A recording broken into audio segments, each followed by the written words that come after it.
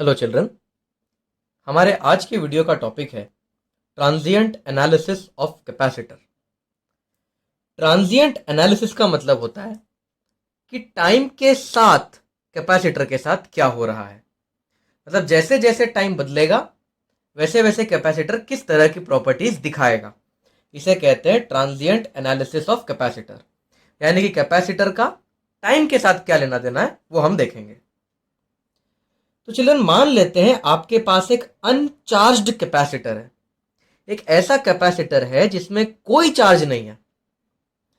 अब अगर आप ऐसे कैपेसिटर को लोगे और उसे बैटरी से कनेक्ट कर दोगे तो क्या होगा? कैपेसिटर चार्ज एक्वायर करने लगेगा, बैटरी से चार्ज खींच के खुद स्टोर करने लगेगा। तो कैपेसिटर चार्ज स्टोर करना चालू करेगा। अब कैपेसिटर को चार्ज तो बैटरी से लेना है, तो बैटरी से चार्ज फ्लो होकर इसकी प्लेट्स तक आएगा। तो शुरुआत में क्या हो रहा है चिल्ड्रन? अगर एक अनचार्ज कैपेसिटर है, उस अनचार्ज कैपेसिटर को अगर आपने एक बैटरी लगा दी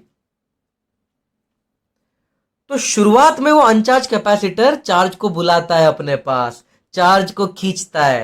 यानी कि शुरुआत में एक अनचार्ज कैपेसिटर एक चार्जेस को पास होने देता है, चार्जेस को फ्लो होने देता है और अपने पास बुलाता है। तो शुरुआत में एक अनचार्ज कैपेसिटर चार्ज को फ्लो होने देता है, मतलब वायर की तरह काम करता है। तो इनिशियली एक अनचार्ज कैपेसिटर है, अगर उसे हम सेल से कनेक्ट करेंगे तो वो चार्ज होगा। चार्ज होगा मतलब वो करंट को अलाउ करेगा, चार्ज का फ्लो अलाउ करेगा। यानी कि शुरुआत में वो एक वायर की तरह काम करता है। अब सपोज इस कैपेसिटर को बैटरी के साथ लगे हुए बहुत देर हो गई है, तो ये कैपेसिटर मस्त चार्ज हो चुका है। तो क्या अब ये और चार्ज ले पाएगा? नहीं। एक लिमिट से ज्यादा कैपेसिटर चार्ज को नहीं स्टोर कर पाता है। तो एक लिमिट के बाद ये चार्ज को खींचना बंद कर देगा, तो बैटरी से चार्ज निकलना बंद हो जाएगा। तो what will happen after a long time? After a long time capacitor will charge. Since capacitor is charge, it will not allow more charge to flow. Since it will not allow more charge to flow, it will act as open circuit. So after a long time capacitor will fully charge and will not allow charge to flow. So after a long time capacitor acts as open circuit. Children, long time को इस तरह से लिखते हैं at T equal to infinity. T equal to infinity मतलब काफी देर हो गई है। और इनिशियली शुरुआत के टाइम को ऐसा लिखते हैं T equal to zero. T equal to zero मतलब जस्ट कैपेसिटर इस बैटरी से कनेक्ट हुआ है। टी इक्वल टू जीरो लिखा है मतलब ये जस्ट कनेक्ट हुआ है। टी इक्वल टू इन्फिनिटी लिखा है मतलब कनेक्ट होके बहुत देर हो चुकी है। तो अभी अभी जो कंसेप्ट पढ़ा उसके ऊपर एक न्यूमेरिकल देख लेते हैं चिल्ड्रन। एक रजिस्टर है, कैपेसिटर है और एक बैटरी है। आपको इस करंट की वैल्यू ढूंढनी है टी इक्वल टू जीरो और टी इक्वल टू इन्फिनिटी पे। ये टी है। टी इक्वल टू जीरो पे कितना करंट फ्लो हो रहा है, टी इक्वल टू इन्फिनिटी पे कितना करंट फ्लो हो रहा है। इस सिंबल का मतलब है कि शुरुआत में की ओपन थी लेकिन फिर की को बंद कर दिया। ये नीचे की तरफ ये एरो दिख रहा है, ये एरो बता रहा है की को बंद कर दिया है। और जैसे ही की को बंद किया उस समय को टाइम इक्वल टू जीरो माना है। तो जैसे ही की बंद हो गई टाइम चालू हो गया, टाइम 0 1 2 3 4 इस तरह से। तो जैसे ही हमने की को बंद किया हम टाइम को गिनना चालू कर देंगे, टी इक्वल टू 0 1 2 3 4 इस तरह से। तो children, just after closing the key,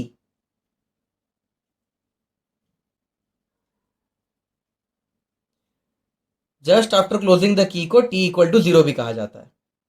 जैसे ही मैंने की बंद किया कैपेसिटर तो अनचार्ज है, वो चार्ज को बुलाएगा यानी कि चार्ज को फ्लो होने देगा और किसकी तरह एक्ट करेगा? वायर की। देखो कैपेसिटर को मैंने वायर बना दिया, वो वायर की तरह एक्ट करेगा। और ये 4 ओम है और ये हो गया 2 वोल्ट। आसानी से पता चल जाएगा कितना करंट फ्लो होगा। करंट होता है V by R, Ohm's law लगा दिया हमने। तो शुरुआत में आधे एम्पियर का करंट फ्लो होगा at t equal to infinity, यानी बहुत देर बाद क्या होगा, कैपेसिटर चार्ज हो चुका होगा। अब कैपेसिटर अगर चार्ज हो गया है तो क्या वो और चार्ज को बुलाएगा? नहीं, वो और चार्ज को नहीं बुलाएगा। इसका मतलब अब वो किसकी तरह एक्ट करेगा? अब वो ओपन सर्किट की तरह एक्ट करेगा। बताओ, ओपन सर्किट में करंट फ्लो होता है? नहीं होता। तो time t equal to infinity पे करंट कितना हो गया? 0।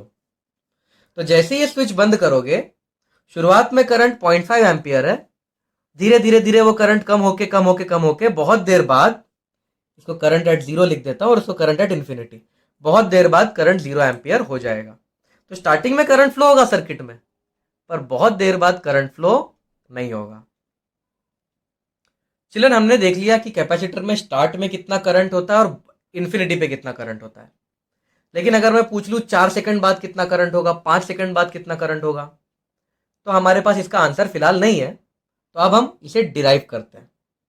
अब हम निकालेंगे current at any time T, सिर्फ 0 और इन्फिनिटी नहीं, कोई सा भी टाइम देना। तो current at any time T in a capacitor which was originally discharge. तो हम मान लेंगे कैपेसिटर शुरुआत में डिस्चार्ज है, फिर वो चार्ज होगा बैटरी की मदद से।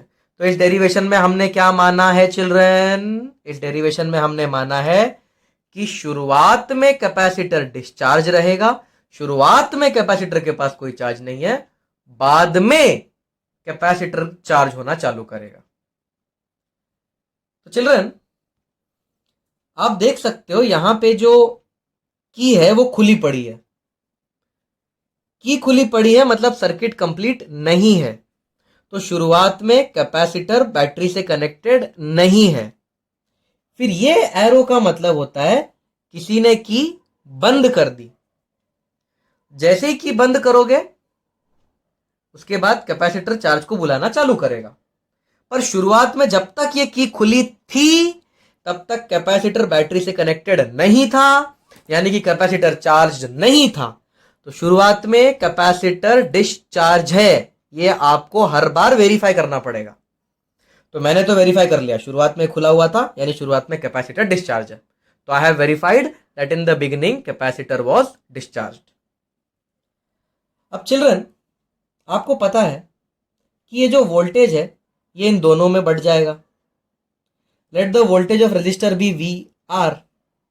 तो रजिस्टर का वोल्टेज वी आर और कैपेसिटर का वोल्टेज वी सी।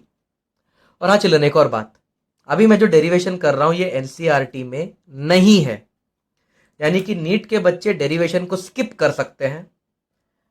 जिनका एम सिर्फ जेडब्ल्यू मेंस देना है वो भी इसे स्किप कर सकते हैं। ये डेरिवेशन जेडब्ल्यू एडवांस वालों के लिए ही काम आएगा। नीट के बच्चों को इस डेरिवेशन का रिजल्ट याद रखना है, जेडब्ल्यू मेंस के बच्चों को इस डेरिवेशन का रिजल्ट याद रखना है। तो रिजल्ट सबको याद रखना है, पर डेरिवेशन सिर्फ जेडब्ल्यू एडवांस के काम का है। तो जेडब्ल्यू मेंस और नीट वाले चाहे तो डेरिवेशन स्किप कर सकते हैं।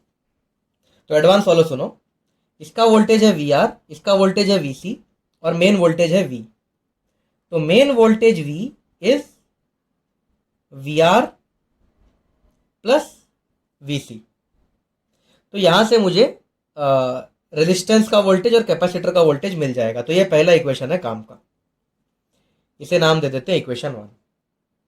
अब हमें पता है कैपेसिटर के बारे में, C is equals to Q by voltage of capacitor. Capacitance is given by charge upon voltage of capacitor. अब चिल्ड्रन, मैं VC को यहां पहुंचा देता हूं। तो C into voltage of capacitor is charge. अब मैं differentiate both sides with respect to time करता हूं। तो C dVC by dt is equals to dQ by dt। ये dQ बाई dt क्या होता है? करंट। देयरफॉर जो करंट फ्लो हो रहा होगा उसकी वैल्यू होगी C dVC बाई dt। अब VC की वैल्यू यहां से मिल जाएगी, voltage of capacitor is V minus V R. Therefore जो करंट फ्लो हो रहा होगा वो होगा C D by D T of voltage of capacitor है V minus V are.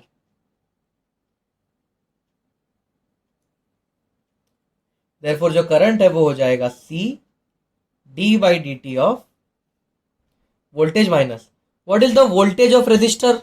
Ohm's law बेटा, वोल्टेज ऑफ रेजिस्टर क्या होता है? Ohm's law, I R. Therefore जो करंट हो जाएगा वो हो जाएगा C D by D T of V तो ये बैटरी का वोल्टेज है, बैटरी का वोल्टेज कांस्टेंट होता है, तो इसको डिफरेंशिएट करोगे तो जीरो आएगा, इसको डिफरेंशिएट करोगे तो आएगा माइनस R एक कांस्टेंट है D I by D T. तो डिफरेंशिएशन को अंदर घुसा है तो ये तो जीरो हो गया, R कांस्टेंट है तो R बाहर आ गया, D I by D T बचेगा। देयरफॉर जो करंट है वो हो जाएगा minus R C D I by D T. D T को इधर पहुंचा देता हूं, आर सी को इधर पहुंचा देता हूं, आई को यहां ले आता हूं, तो डी टी को यहां डाल देते हैं, माइनस आर सी को यहां ले लेते हैं, डी आई को यहीं रखते हैं और आई को यहां ले लेते हैं। अब हम इंटीग्रेशन बोथ साइड्स करेंगे।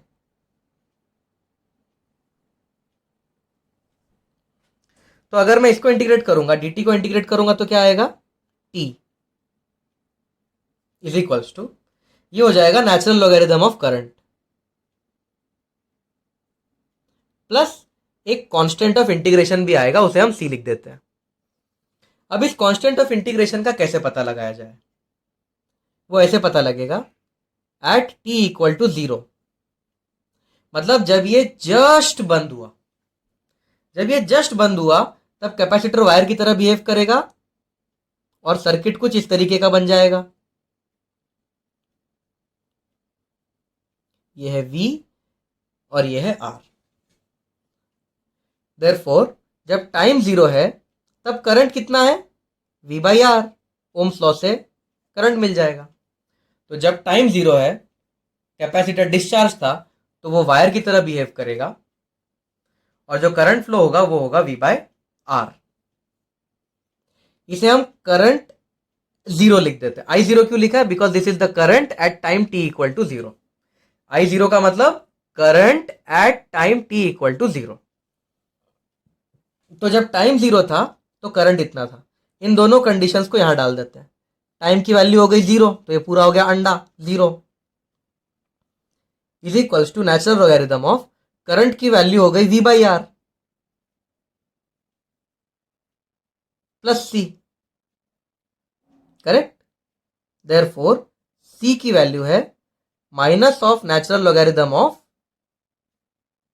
V by R. चिल्ड्रन यहां तक लिख लो, मैं पेज टर्न कर रहा हूं। तो चिल्ड्रन यहां जो C की वैल्यू थी वो हमें मिल गई है। अब इस C को जब हम यहां सब्सटीट्यूट करेंगे तो ये हो जाएगा t by minus R C equal to natural logarithm of I minus natural logarithm of V by R, जो मैंने आपके लिए यहां पे लिख दिया है। Okay, therefore t by minus R C is equals to natural logarithm of I by V by R. अब मैं दोनों तरफ e की पावर ले लेता हूं, तो ये हो जाएगा e to the power minus T by R C is equals to, इसको e की पावर में डाला तो लॉग कट जाता है, नेचुरल लॉग, तो ये बचेगा I upon V by R. V by R को यहां पहुंचा देते हैं। Therefore current is equals to V by R into e to the power minus T by R C. This is the current at any time t। यहां पे IT क्या है? Current at any time t। V by R क्या है children? ये देखो, V by R है I not, शुरुआत का करंट। तो V बाई आर को आप लिख सकते हो I नॉट, और I नॉट का मतलब है current at t equal to 0। तो अगर आपको करंट एट एनी टाइम चाहिए, किसी भी टाइम का करंट चाहिए, तो ये फॉर्मूला बनता है। तो JEE वालों, एडवांस वालों को ये डेरिवेशन आना चाहिए। डेरिवेशन काम के होते हैं JEE एडवांस वालों के लिए। नीट वाले और जेडब्ल्यू मेंस वाले तो बिना इस डेरिवेशन के भी उनका काम हो जाएगा। तो चिल्ड्रन अब देखते हैं नीट वालों के लिए और जेडब्ल्यू मेंस वालों के लिए क्या काम का है। आपके लिए ये फॉर्मूले और ये थियरी काम की है, तो मैं आपको बताता हूं ये इतना बड़ा क्या लिखा है। अगर एक कैपेसिटर शुरुआत में डिस्चार्ज्ड है, यानी शुरुआत में उसके पास कोई चार्ज नहीं है, तो current passing through the capacitor eight any time T, ये आई ऑफ टी का क्या मतलब है, current passing through the capacitor eight any time T. तो कैपेसिटर का जो करंट होगा eight any time T, it is given by this formula. I zero का मतलब current at the beginning.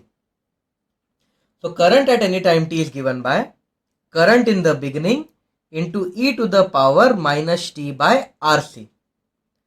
Children इस R इंटू सी को टाउ भी लिखा जाता है। इस टाउ का नाम है टाइम कांस्टेंट। तो जो RC है इसे टाउ लिखा जाता है और इस टाउ की यूनिट होती है सेकंड। यानी कि आप R और C को मल्टीप्लाई करोगे तो उसका डायमेंशन होता है second.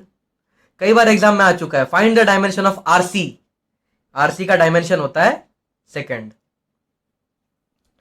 Similarly, the charge at any time t is given by this formula.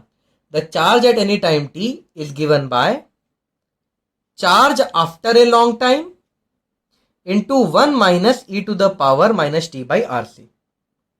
And the voltage at any time t is given by voltage after a very long time into 1 minus e to the power minus t by RC. तो ये तीनों फॉर्मूले NEET वाले students और JW mains वाले students by heart कर सकते हैं। इसका मैंने डेरिवेशन दिखा दिया है। इन दोनों का डेरिवेशन सिमिलर होता है पर वक्त बर्बाद करने का कोई मतलब नहीं बनता, तो इसका डेरिवेशन बता दिया है। इन दोनों का डेरिवेशन सिमिलर होता है। एडवांस वाले इन दोनों का डेरिवेशन ट्राई कर सकते हैं। ओके, अब ये जो करंट है ये I T E to the power minus T by R C, इसे अगर आप प्लॉट करोगे तो ये करंट का ग्राफ कुछ ऐसा बनता है। अगर आप चार्ज का ग्राफ प्लॉट करोगे तो वो ग्राफ कुछ ऐसे बनता है, और अगर आप वोल्टेज का ये वाला ग्राफ प्लॉट करोगे तो वो कुछ इस तरीके का ग्राफ बनता है। और ये लॉजिकल भी है। धीरे धीरे कैपेसिटर करंट को फ्लो होने नहीं देता, इसलिए करंट कम होते जा रहा है। धीरे धीरे कैपेसिटर का चार्ज बढ़ते जाता है, इसलिए ऐसा बढ़ता हुआ ग्राफ। और अगर कैपेसिटर का चार्ज बढ़ता जाएगा तो धीरे धीरे कैपेसिटर का वोल्टेज भी बढ़ता जाता है। तो तीनों ग्राफ लॉजिकली याद रखो। कैपेसिटर करंट को थोड़े टाइम के बाद कम कर देता है, कैपेसिटर में चार्ज थोड़े टाइम के बाद बढ़ता जाता है, और अगर चार्ज बढ़ेगा तो वोल्टेज भी कैपेसिटर का बढ़ता जाता है। और एक और बात children, E to the power -1 0.37 होता है, ये आपको याद रखना है। ई टू द पावर -1 0.37 होता है। अब इस पूरे कंसेप्ट पे, इस पूरे फॉर्मूले पे करते हैं क्वेश्चन, ठीक है। तो ये क्वेश्चन तो इजी है क्योंकि सिर्फ टाइम जीरो और इन्फिनिटी पे करंट पूछा है। तो जीरो पे कितना करंट है, इन्फिनिटी पे कितना करंट है, ये पूछा है। बेसिक क्वेश्चन है एकदम। तो सबसे पहले तो ये वेरीफाई करो कि कैपेसिटर स्टार्टिंग में डिस्चार्ज था कि नहीं। देखो स्टार्टिंग में की खुली पड़ी थी, फिर किसी ने की बंद की, तो शुरुआत में की खुली पड़ी थी। अगर की खुली पड़ी है तो कैपेसिटर इस बैटरी से कनेक्टेड नहीं हो पाएगा। देखो शुरुआत में की खुली है, अगर शुरुआत में की खुली है तो कैपेसिटर बैटरी से कनेक्ट नहीं होगा, और अगर कैपेसिटर बैटरी से कनेक्ट नहीं होगा तो कैपेसिटर चार्ज भी नहीं होगा, क्योंकि यहां से की खुली हुई है शुरुआत में, तो कैपेसिटर शुरुआत में डिस्चार्ज्ड है। तो हमने वेरीफाई कर लिया कैपेसिटर डिस्चार्ज है। अब एट टी इक्वल टू 0, मतलब जैसे ही मैंने इसको बंद किया तब क्या होगा।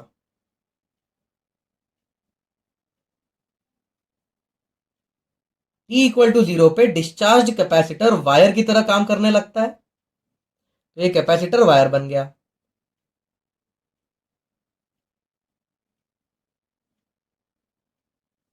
ये 2 ओम और 2 ओम मिलके हो जाएंगे 1 ओम,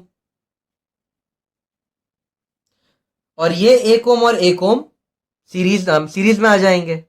चिल्ड्रन करंट इलेक्ट्रिसिटी का पूरे पहले लेक्चर देखो, उसके बाद इस कैपेसिटर में हाथ डालो, ये 2 ओम और 2 ओम 1 ओम हो जाएगा, ये 1 ओम और 1 ओम 2 ओम हो जाएगा। तो total resistance 2 ohm, voltage 6 volt. तो करंट कितना हो जाएगा? V by R. तो शुरुआत में जब टाइम 0 था तो 3 एम्पियर का करंट फ्लो हो रहा था यहां से। तो बैटरी से शुरुआत में 3 एम्पियर का करंट निकला at T equal to infinity. Infinite time के बाद कैपेसिटर बढ़िया चार्ज हो जाएगा, और बढ़िया चार्ज होने के बाद वो किसकी तरह बिहेव करेगा? ओपन सर्किट की तरह। तो देखो ये खुल गया,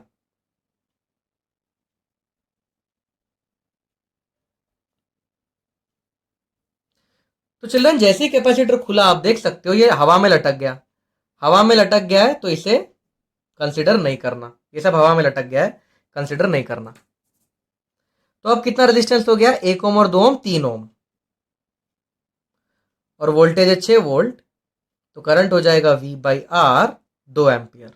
तो यहां से अब 2 एम्पियर निकलेगा। तो पहले केस में 3 एम्पियर निकल रहा था, बहुत देर बाद 2 एम्पियर ही निकलेगा। अगला क्वेश्चन है, 6 वोल्ट की बैटरी है, 2 ओम का रेजिस्टेंस है, 1 फैरेड का कैपेसिटर है।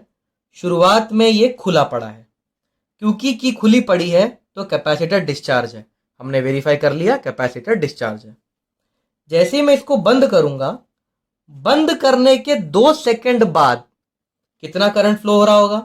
कैपेसिटर के पास चार्ज कितना होगा और कैपेसिटर के पास वोल्टेज कितना होगा? तो चिल्ड्रन इस क्वेश्चन को करने के लिए सबसे पहले आपको t इक्वल टू 0 को एनालाइज करना पड़ेगा। t इक्वल टू 0 मतलब जस्ट आफ्टर की इज क्लोज्ड, की को बंद करने के जस्ट बाद।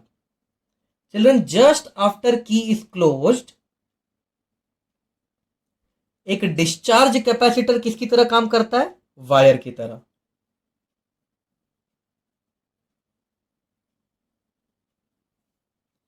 तो what is the current when time is 0? Current when time is 0 is voltage upon resistance 3 ampere. तो जैसे ही इसको बंद करोगे 3 एम्पियर का करंट फ्लो होना चालू करेगा। तो आई नॉट की वैल्यू मिल गई। अब हमें करंट एट 2 सेकेंड्स पूछा है, तो हमें फॉर्मूला पता है, current at any time t is I not into E to the power minus T by R C. Therefore current at कितना टाइम दिया है? 2 सेकेंड्स। तो current at 2 seconds is I not, जिसकी वैल्यू है 3 ampere, into E to the power T, कितना time दिया है? 2 seconds, upon are की कितनी वैल्यू है? 2, और सी की कितनी वैल्यू है? 1। तो द करंट एट 2 सेकेंड्स बन जाएगा 3 into E to the power -1। अब ई टू द पावर -1 तो 0.37 होता है।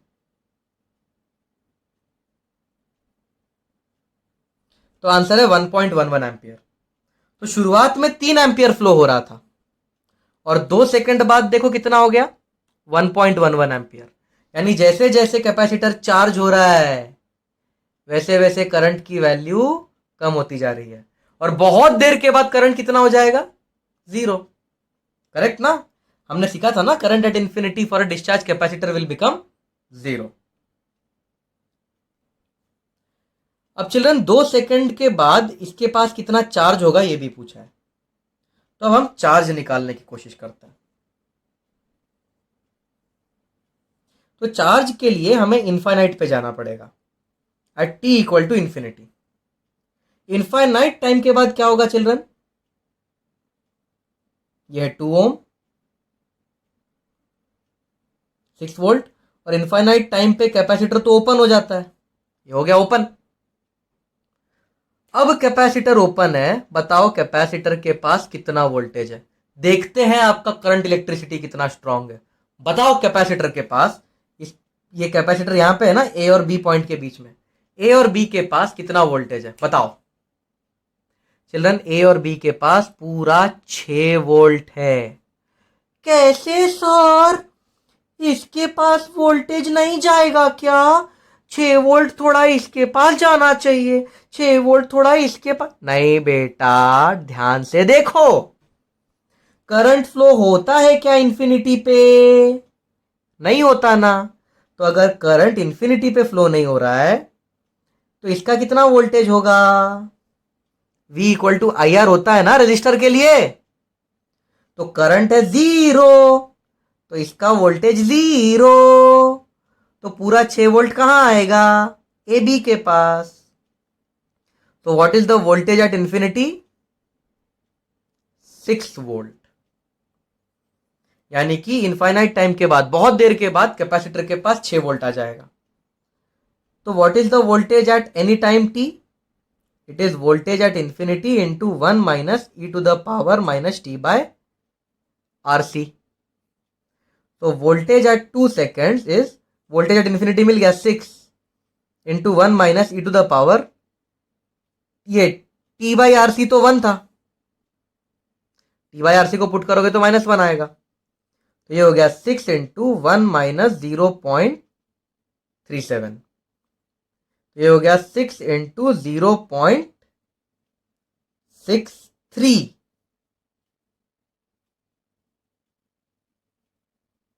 3.78 वोल्ट। तो 2 सेकंड के बाद इसके पास 3.78 वोल्ट होगा। तो शुरुआत में इसके पास वोल्टेज 0 था, बढ़ के 2 सेकंड के बाद 3.78 वोल्ट हो जाएगा, और बहुत देर के बाद 6 वोल्ट हो जाएगा। तो हमने वोल्टेज का ग्राफ देखा था ना कुछ ऐसा। तो शुरुआत में 0, 2 सेकंड के बाद 3.78, और बहुत देर के बाद 6 वोल्ट हो जाएगा वोल्टेज। तो इस तरह से ये ग्राफ बनता है। अब चिल्ड्रन, चार्ज एट इंफिनिटी भी पूछा है। तो आप सबको पता है C equal to Q by V होता है। C का वैल्यू है 1 फैरेड। चार्ज एट इंफिनिटी पता नहीं, वोल्टेज एट इंफिनिटी है 6। Therefore what is charge at infinity? 6 coulomb. तो बहुत देर के बाद इसके पास 6 कूलम आ जाएगा, लेकिन आपको चार्ज बोला है 2 सेकंड का। तो चार्ज एट 2 सेकेंड्स, फॉर्मूला क्या है? Charge at infinity into 1 minus E to the power minus T by R C. Charge के लिए ये फॉर्मूला है, आपको लिख के दिया था formula. Therefore charge after 2 seconds is, Q infinity है 6 into 1 minus E to the power minus T by R C. हम यहां कैलकुलेट कर चुके हैं 0.63, हम कैलकुलेट कर चुके हैं ना। 1 minus E to the power minus T by R C यहां कैलकुलेट किया है ना 0.63। बार बार क्यों करूं, पागल थोड़ी हूं। तो ये हो जाएगा 3.78 कूलम। तो शुरुआत में इसके पास चार्ज नहीं था, शुरुआत में डिस्चार्ज था। 2 सेकंड के बाद चार्ज बढ़ के 3.78 कूलम हो गया, और बहुत देर के बाद चार्ज बढ़ते बढ़ते 6 कूलम तक पहुंच गया। तो ये अब एंटायर क्वेश्चन है। मेरे हिसाब से तो आपको इस क्वेश्चन को 2 बार देखना चाहिए, काफी ज्यादा स्टेप्स होते हैं इसमें। प्लीज इस क्वेश्चन को 2 बार देखो अच्छे से समझने के लिए। एक और ऐसा क्वेश्चन करते हैं प्रैक्टिस के लिए। फिर से आपको करंट निकालना है, चार्ज निकालना है, वोल्टेज निकालना है, आपको टाइम दिया है। ओके, फिर से सेम क्वेश्चन, बस प्रैक्टिस के लिए। तो children, at t equal to 0, actually हमें यह मानना पड़ेगा कि यह पहले खुला हुआ था फिर बंद हुआ। तो at t equal to 0 capacitor wire की तरह काम करेगा।